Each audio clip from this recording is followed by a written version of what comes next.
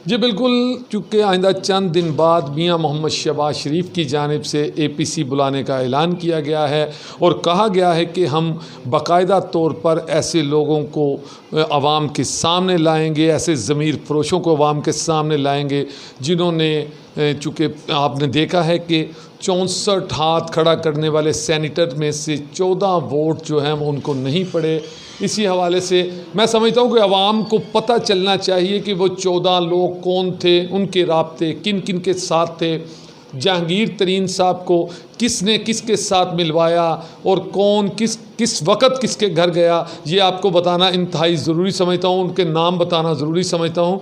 लेकिन उससे पहले आपको ये बता दूँ कि चूँकि इस वक्त हकूमती सेनेटर्स की तरफ से जश्न मनाया जा रहा है और अभी थोड़ी ही देर पहले मियां मोहम्मद शहबाज शरीफ, बिलावल भुट्टो, दूसरी इत्तेहादी जमातों ने मीडिया से टॉक भी किया। उन्होंने बताया कि चूँकि ये हॉर्स ट्रेडिंग का इल्ज़ाम भी लगा दिया गया है कि सेनेट के इलेक्शन में चूँकि आज जो हुआ है वो आवाम के सामने है।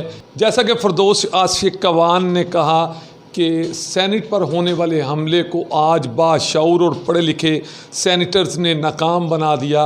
लेकिन सबसे बड़ी बात जो आपको बताने वाली है वो ये है कि वो 14 लोग कौन हैं, उनके राब्ते किन किन के साथ थे। चूँकि जहांगीर तरीन का नाम सामने आ रहा है, बड़े टाइकून के तौर पर नाम सामने आ रहा है कि इन्होंने इलेक्शन को बदल दिया, हॉर्स ट्रेडिंग की। अपोजिशन की तरफ से जो लोग हैं इत्तेहादी जमातों के, उन्होंने इल्ज़ाम आयद किया है कि मुकम्मल तौर पर इसको हॉर्स ट्रेडिंग के ज़रिए इलेक्शन जीता गया है।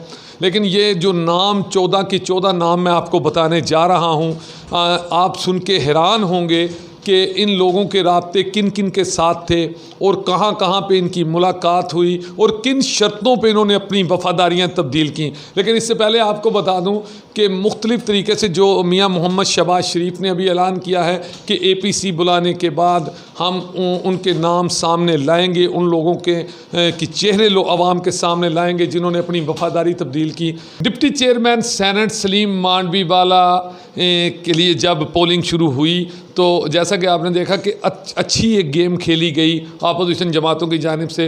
उन्होंने कह दिया कि हम पोलिंग में हिस्सा नहीं लेंगे। तो सोचने वाली बात ये है कि चेयरमैन सेनेट को वोट 50 मिले और सलीम मांडवीवाला को 35 वोट मिले। बाकी ये वही वोट थे जो उनको मिले और ये वही 14 सेनेटर थे जिन्होंने अपनी वफ़ादारी वहीं पर बैठे चेंज की।